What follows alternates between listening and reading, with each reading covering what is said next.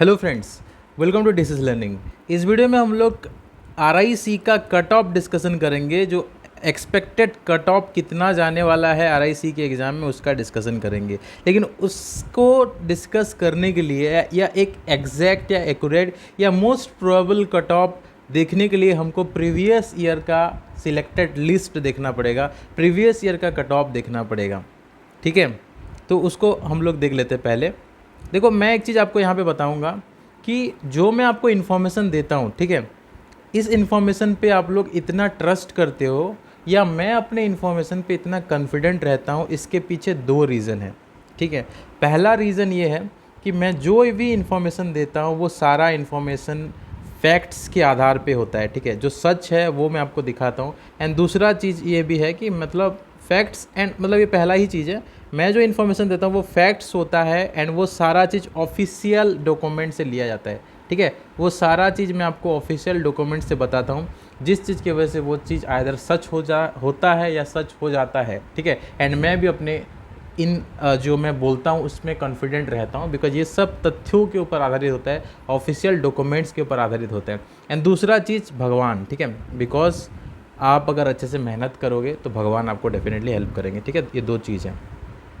तो मैं सबसे पहले आपको आरआई भुवनेश्वर का इंटीग्रेटेड का कट ऑफ दिखाऊंगा। ठीक है, नेक्स्ट एक और वीडियो में बनाऊंगा जिसमें मैं आपको आरआई मैसूर का भी कट ऑफ दिखाऊंगा। एक काम करता हूँ, मैं एक ही वीडियो में बना देता हूँ। ठीक है, दो वीडियो बनाने से बेहतर है एक ही वीडियो में बना देता हूँ। ठीक है, एक ही वीडियो में मैं सारा मतलब आरआईसी का कंप्लीट कट ऑफ मैं डिस्कशन कर लूँगा। थोड़ा वीडियो लेंदी हो सकता है।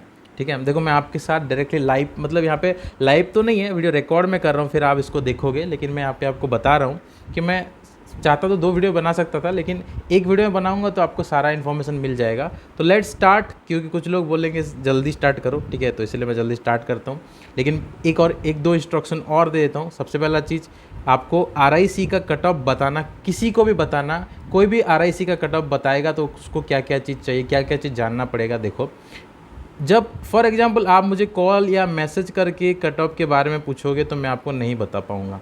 क्यों? क्योंकि इसके पीछे एक रीज़न है। आरआईसी का एग्ज़ाम में यहाँ पे अगर आप देखोगे लिस्ट में तो सबका अलग अलग कट ऑफ है। ठीक है, सबका कितना अलग अलग लिस्ट है। फॉर एग्जांपल देखो, यहाँ अगर सिर्फ एससी का बात करोगे तो यहाँ पे 1 2 3 4 5, सिर्फ एससी का बात करोगे तो 5 कट ऑफ आपको देखने के लिए मिलता है, 5 अलग अलग कट ऑफ। एसटी का बात करोगे तो यहाँ पे 4 अलग अलग कट ऑफ देखने के लिए मिलता है।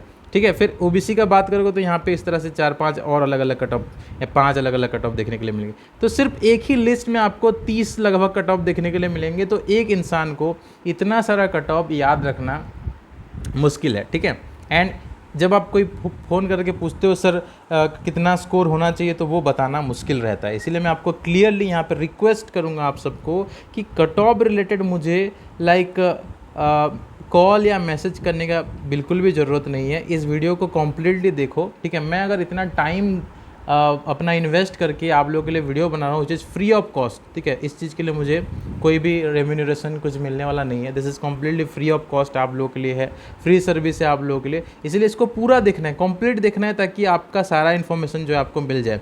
बहुत सारे बच्चे ऐसे भी कमेंट करते हैं जल्दी स्टार्ट करो, कितना एडवर्टाइज करते हो। ठीक है, देखो, अगर आपके पास देखने के लिए टाइम नहीं है तो मत देखना। ठीक है, अगर आपको हमारा टाइम का कोई कदर नहीं है तो मत देखना। जो मैं उन लोगों के लिए बना रहा हूँ जो मेरे रियल सब्सक्राइबर्स हैं, जो मुझे फॉलो करते हैं, मेरा इन्फॉर्मेशन के ऊपर ट्रस्ट करते हैं, ये उन लोगों के लिए है। उन लोगों के लिए नहीं है जो टाइम पास या बस मतलब आ गए ऐसे ही देख लिए, उन लोगों के लिए बिल्कुल भी नहीं है। ठीक है, तो पूरा डिटेल देखना। अगर वीडियो जितना भी लेंदी हो आराम से देखना, सारा चीज़ मैं क्लियर करूँगा एंड आपको एक एग्जैक्ट एक्सपेक्टेड कट ऑफ मैं आपको बताऊंगा। सबसे पहला चीज़ देखो, मैंने एज पर द एनालिसिस मैं आपको बताऊंगा BSc BEd and BA BEd में कितना कट ऑफ का डिफरेंस होता है। पहले देखो, बीएससी बीएड का ओडिशा स्टेट का हम लोग कट ऑफ देख रहे हैं। ठीक है, हम लोग सबसे पहले शेड्यूल कास्ट का कट ऑफ देखेंगे। शेड्यूल कास्ट जितने भी एससी के स्टूडेंट्स हैं अलर्ट हो जाएं, पहले उनका कट ऑफ मैं बताऊंगा कितना कट ऑफ जाने वाला है। जितने भी एससी के कट ऑफ हैं, ओडिशा में लास्ट ईयर जो एससी का लास्ट सिलेक्टेड कट ऑफ था वो 72 था। एंड ये जो स्कोर है, टोटल स्कोर कैसे निकालते हैं, इसके ऊपर भी मैंने ऑलरेडी वीडियो बना दिया है, आप देख लेना। उसका मैं लिंक डिस्क्रिप्शन सेक्शन में दे दूंगा या पिन्ड कमेंट में आपको देखने के लिए मिल जाएगा। ये जो टोटल स्कोर है आरआईसी के एग्ज़ाम में, उसमें 60% जो मार्क्स है, 60% स्कोर लिया जाता है या 60 मार्क्स लिया जाता है आपके एंट्रेंस से, जो 160 मार्क्स का एंट्रेंस होता है। तो 160 मार्क्स से आपको जितना मिला, फॉर एग्जांपल मान के चलो आपको x मिला, ठीक है, मान के चलो आपको x मिला, तो आप कैसे 60% निकालोगे, उसके लिए मैंने फॉर्मूला बता दिया, फिर एक बार बता देता हूँ। x डिवाइडेड बाई 160 इंटू 60 करना है आपको, ठीक है, x डिवाइडेड बाई 160 इंटू 60 करना है। तो जितना आपको यहाँ पे मिला होगा, फॉर एग्जांपल मान के चलो y मिलता है आपको, ठीक है, आपको जितना भी मार्क्स मिला है उससे डिवाइडेड बाई 160 करना, इंटू 60 करना, जितना आपको मार्क्स मिलता है वो आपका ये 60% वाला मार्क्स में आ जाएगा, ठीक है। उसके बाद आपका कैरियर का कितना परसेंट लिया जाता है, कैरियर का 40% लिया जाता है, ठीक है। तो अगर आपने BSc B.Ed फिजिकल साइंस के लिए अप्लाई किया है, BSc B.Ed फिजिकल साइंस के लिए अप्लाई किया है, तो एक चीज़ यहाँ पे आपको ध्यान रखना है, उस केस में आपका सिर्फ PCM के मार्क्स काउंट होंगे, सिर्फ PCM के मार्क्स। तो फॉर एग्जांपल आपको PCM का मिला के A मिला है, ठीक है, मतलब 300 में आपको मान के चलो 280 समथिंग मिला है, मैं उसको A लिख रहा हूँ, ठीक है। तो A डिवाइडेड बाई 300 इंटू आपको 40 करना है, जितना मिल जाएगा वो आपका फॉर एग्जांपल हो जाता है Z, ठीक है, क्लियर है। तो यहाँ पे ये तुम्हारा जो 40% वाला जो मार्क है वो यहाँ पे Z में आ जाएगा। तो यहाँ मैक्सिमम 60 होगा, 60 से कम ही होगा ये, ठीक है, और ये तुम्हारा मैक्सिमम 40 है, 40 से कम ही होगा ये। जब इन दोनों को ऐड करोगे तो यहाँ पे आपका फॉर एग्जांपल 70 आता है या 80 आता है, जो भी आता है, दोनों से जितना मिला होगा उतना ऐड करोगे। तो फॉर एग्जांपल मान के चलो मैं आपके सामने एक डेमो बताता हूँ, ठीक है। मान के चलो कोई स्टूडेंट ने एग्ज़ाम दिया है, ठीक है, कोई भी स्टूडेंट्स ने एग्ज़ाम दिया है, एंड कैसे करते हैं मैं तो ऑलरेडी बता चुका हूँ, फिर से एक बार बताओ ताकि आपको कट ऑफ निकालने में आसानी हो जाए, ठीक है। वीडियो लेंदी होगा तो फिर भी आपको देखना है, क्योंकि हम अगर इतना टाइम दे रहे तो आपको भी डेफिनेटली थोड़ा कंसंट्रेट करके सारा चीज़ देखना है। मान के चलो कोई स्टूडेंट है, ठीक है, स्टूडेंट्स का नाम है फॉर एग्जांपल, ठीक है, जैक फॉर एग्जांपल स्टूडेंट्स का नाम है, ठीक है। तो जैक ने फॉर एग्जांपल एग्ज़ाम दिया, ठीक है, वो अप्लाई किस चीज़ के लिए किया है, मान के चलो उसने सारा कोर्सेज़ के लिए अप्लाई किया है। BSc B.Ed PCM साइंस का स्टूडेंट्स है, उसका कॉम्बिनेशन PCM भी कॉम्बिनेशन था, तो उस बच्चे ने अप्लाई कर दिया कहाँ पे, BSc B.Ed का PCM में अप्लाई किया, ठीक है। उसने BSc B.Ed का जो है तुम्हारा CBZ में अप्लाई किया, ठीक है। उसने जो है BA B.Ed में भी अप्लाई किया, ठीक है, और वो MSc ED के लिए भी अप्लाई किया है, MSc ED का हम बाद में बात करेंगे, ठीक है। तो उसने BA B.Ed के लिए भी अप्लाई किया। तो जब वो PCM के लिए अपना 40% स्कोर निकालेगा, देखो एंट्रांस में उसने एंट्रांस एग्जाम दे दिया, 160 से मान के चलो उसको 120 मिला, ठीक है, एंट्रांस से 160 से उसको 120 मिला, तो ये तो फिक्स है, ये तो चेंज नहीं होने वाला। लेकिन जो 40% वाला जो क्राइटेरिया है जो कैरियर से ले आता है, ये तुम्हारा चेंज होगा। PCM के केस में अगर मान के चलो उसका फिजिक्स में 90 है, केमिस्ट्री में 90 है, मैथ्स में 80 है, या एंड बायोलॉजी में फॉर एग्जांपल मान के चलो 90 है, तो जब वो PCM के लिए काउंट करेगा तो इन तीनों का काउंट करेगा, ठीक है। एंड जब वो CBZ के लिए काउंट करेगा तो फिजिक्स, केमिस्ट्री एंड बायोलॉजी का काउंट करेगा, क्लियर है। तो उसके जब वो PCM के लिए उसका जब रैंक निकलेगा तो PCM के लिए कितना होगा, 90 + 80, ठीक है, डिवाइडेड बाय उसको कितना करना है, डिवाइडेड बाय 300, ओके, इनटू कितना करना है 40, तो वो जो मार्क्स हो जाएगा उसका 34.6 हो जाएगा, वो जो मार्क्स कितना हो जाएगा 34.6 हो जाएगा आउट ऑफ 40। क्लियर है, समझ में आया आपको। तीनों का मार्क्स ऐड करके डिवाइडेड बाय 300 करके इंटू 40 करने से आपको अपना PCM का score out of 40 career mark आपको मिल जाएगा, ठीक है। और 120 जो है इसको कैसे निकालना होता है मैंने आपको बताया था, 120/160 इंटू कितना करना होता है, 120/160 इंटू कितना करना होता है आपको 60 करना होता है, ठीक है। तो ये करने से कितना होगा, उसका एंट्रांस का मार्क्स कितना हो रहा है, एंट्रांस का मार्क्स जो है उसका 120 हो रहा है आउट ऑफ 160, इंटू जब 60 करोगे तो उसका फिक्स्ड तुम्हारा मार्क्स हो जाता है, तुम्हारा कितना 45 मार्क्स हो जाता है। तो 45 कितने से काउंट होगा ये, आउट ऑफ 60 उसका 45 काउंट होगा, 60% ऑफ ये एंट्रांस हो गया, ठीक है। तो मैं PCM का कितना बताया आपको, PCM का उसको कितना मिला था, उसका 90 + 90 + 80 था, ठीक है, जो कितना होता है 90 + 90 + 80, ठीक है। तो इसका तुम्हारा होता है 260 से आपको कितना डिवाइड करना था, 300 डिवाइड करना था, और इससे 300 डिवाइड करने से कितना होता है 0.86 होता है, इंटू 40 करने से आपका होता है 34.6। तो PCM में कितना हो जाता है 34.6। तो जब उसका PCM का रिजल्ट निकलेगा तो उसमें क्या क्या लिखा होगा, उसमें लिखा होगा उसका 79.6 लिखा होगा, ठीक है, 79.6 लिखा होगा। सिमिलरली जब PCB का रिजल्ट निकलेगा तो रैंक कार्ड, ये किस में लिखा होगा, रैंक कार्ड में टोटल स्कोर 79.6 लिखा हुआ उसका पीसीएम के केस में। पीसीबी के केस में मान के चलो, जैसे मैंने आपको अभी बताया था 90 + 90 + 90 है, फिजिक्स केमिस्ट्री एंड बायोलॉजी में उसको तीनों में 90 मिला है। तो कितना 270 डिवाइडेड बाय 300 इंटू तुमको कितना करना है 40 करना है, तो इसमें 36 हो जाता है, तो ये 36 हो जाएगा, ठीक है, 36 मार्क्स हो जाएगा, 36.00। तो यहाँ पे 45 + 36 तुमको करने से कितना होता है 81 हो जाता है, ठीक है। जब उसका रैंक कार्ड निकलेगा तो पीसीबी सीबीजेड वाला सर्टिफिकेट, पीसीबीजेड बायोलॉजिकल में उसका रैंक कार्ड में टोटल स्कोर कितना दिखाई देगा 81 दिखाई देगा, पीसीएम में इतना दिखाई देगा। एंड बीए बीएड में कितना दिखाई देता है, बीए बीएड का जो होता है उसमें क्या होता है, बीए बीएड का जो रैंक कार्ड निकलता है उसमें जिसने साइंस का कैंडिडेट अगर बीए बीएड अप्लाई करता है या इवन आर्ट्स का कैंडिडेट भी अगर बीए बीएड अप्लाई करता है तो उसका सारा मार्क्स काउंट होता है, जो ओवरऑल मार्क्स काउंट होता है। मान के चलो उसको 600 या 500 जितना भी उसका टोटल स्कोर है उसमें से उसको मान के चलो 500 मिला है, ठीक है, टोटल सारा सब्जेक्ट का ऐड करके 550 मिला है, फॉर एग्जाम्पल 550 मिला है, तो 550 डिवाइडेड बाय आपको क्या करना है 600 करना है, इंटू क्या करना है 40 करना है,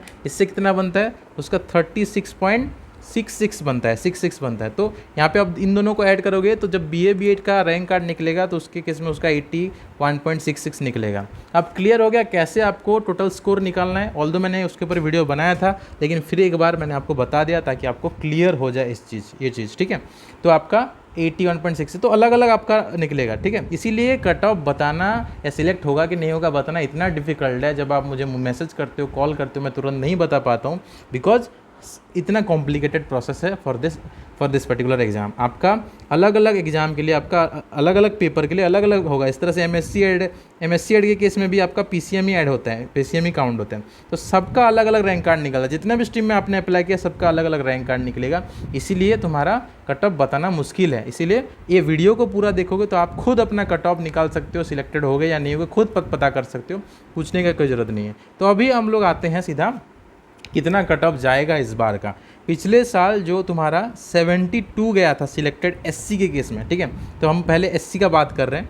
एससी के केस में उड़ीसा एससी के केस में 2 सीट है यहाँ पे, तो 72.73 गया था। इस बार एग्ज़ाम थोड़ा हार्ड था as compare to previous year, तो हम लोग जो कट ऑफ मान के चलेंगे वो 65 to 70 होगा, ऐसा मिनिमम, ठीक है। इससे कम नहीं होने वाला, मैं इसीलिए यहाँ पे बता रहा हूँ। मान के चलो 60 तक भी चला जाता है, ठीक है, तो मैं मैक्सिमम रेंज लेके चल सकता हूँ जिनका 60 के नीचे है। देखो कट ऑफ 65 से 70 के बीच में जाएगा, हो सकता है इससे ऊपर जाए थोड़ा, लेकिन इससे नीचे जाने का चांस बहुत कम है। लेकिन मान के चलो कम जाता भी है तो 60 तक जाता है। तो जो बच्चों का मार्क्स 60 ओवरऑल टोटल स्कोर 60 से कम है एंड आप एससी कैटेगरी से बिलोंग करते हो, आपने बीएससी बीएड पीसीएम के लिए अप्लाई किया हुआ है, तो यहाँ पे थोड़ा डाउट है, ठीक है।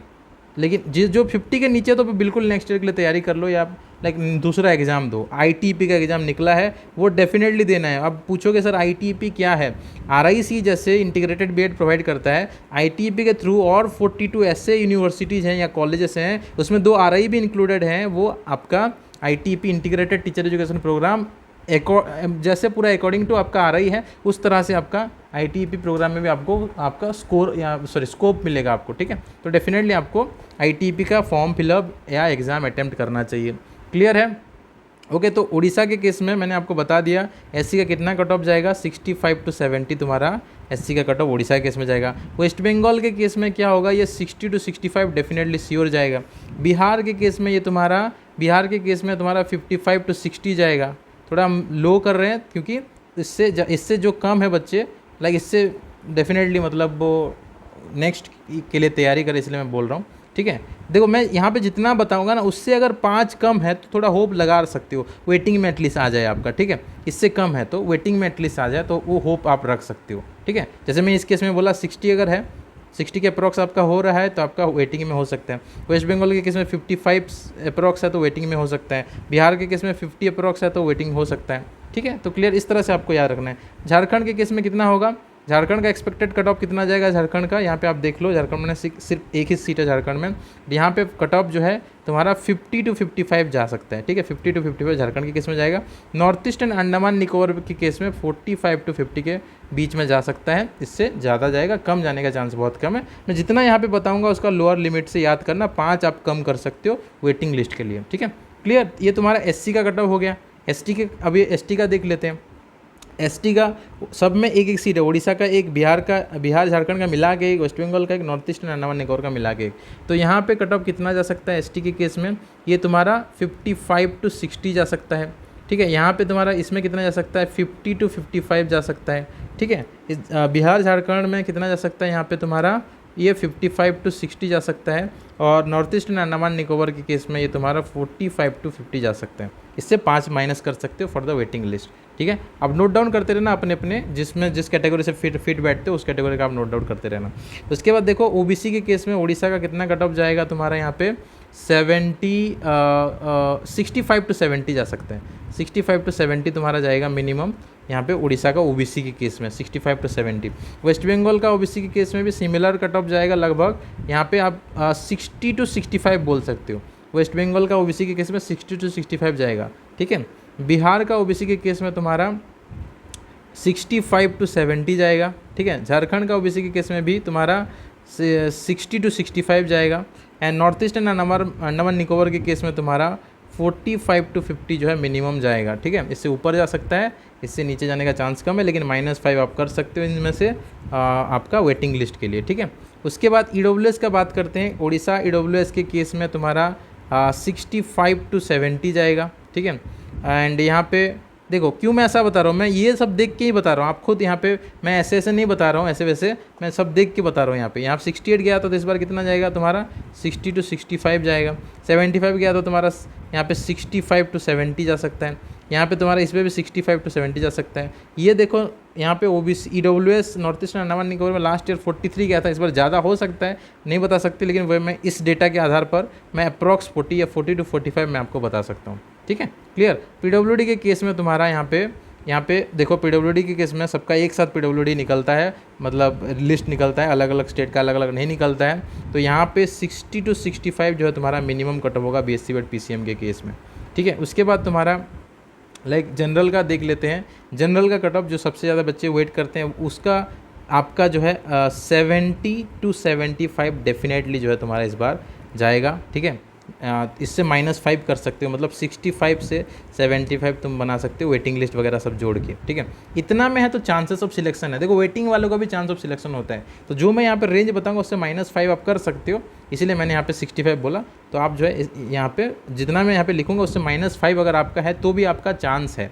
वेस्ट बंगाल का ओबीसी के केस में तुम्हारा यहाँ पे भी तुम्हारा ऐसा है कि 65 to 70 या इसके अप्रॉक्स जा सकता है। ठीक है, और जनरल का 65 to 70 वेस्ट बंगाल के केस में जा सकता है, इससे नीचे है तो 5 मार्क्स तक चलेगा, उससे ज़्यादा कम है तो नहीं चलेगा।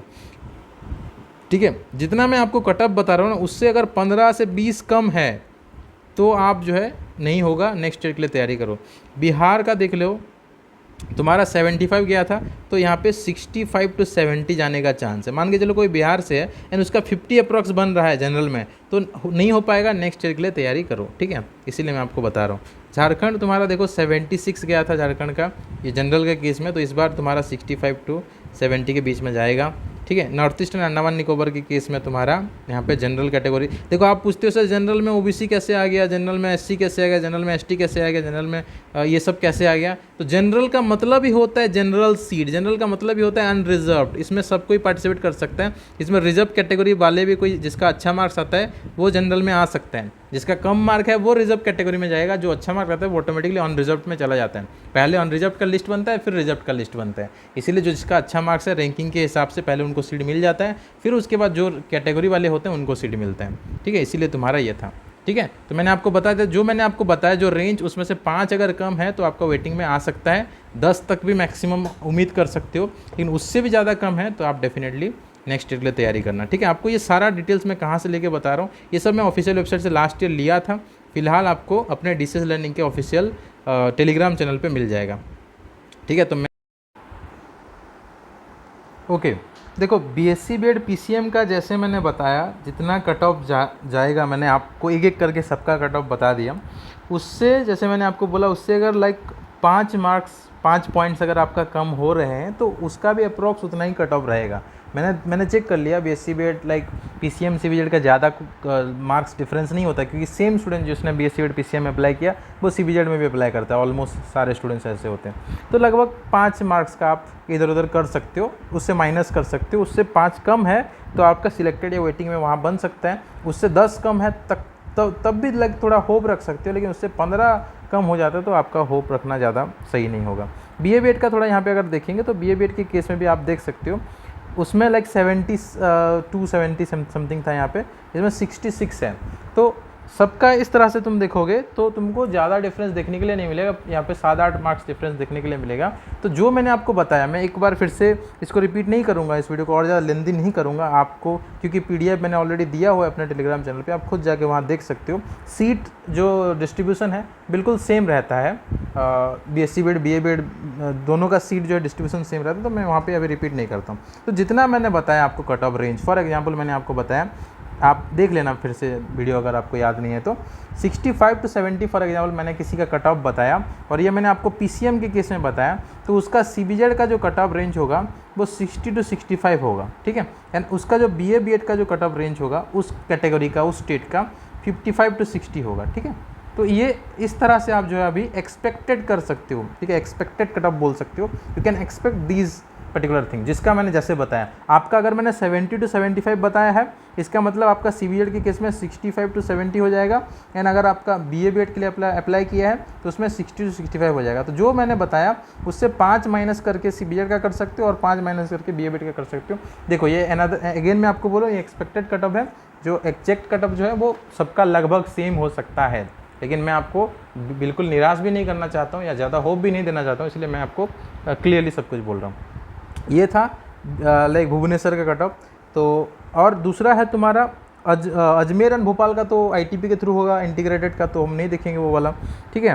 एंड MSc ED का कट ऑफ एक बार देख लेते हैं, मैसूरू का, ठीक है। अभी हम लोग मैसूरू का कट ऑफ देखेंगे, MSc ED physics chemistry maths का कट ऑफ, ठीक है। MSc ED पहले केमिस्ट्री का देख लेते हैं, ठीक है। MSc ED केमिस्ट्री का कट ऑफ कितना गया था, अराउंड उसका जो है तुम्हारा इस बार भी जाएगा, ज़्यादा डिफरेंस MSc ED के केस में तुमको देखने के लिए नहीं मिलेगा। लास्ट ईयर MSc ED का जो लोएस्ट मार्क्स था, देखो यहाँ पे स्टेट वाइज नहीं होता, यहाँ पे तुम्हारा general seat, OBC SC ST इस तरह से होता है। MSc ED के केस में केमिस्ट्री का last cut off last year 77 था, इस बार 75 आप लास्ट बोल सकते हो, तो मैं 70 to 75 आपको बता रहा हूँ।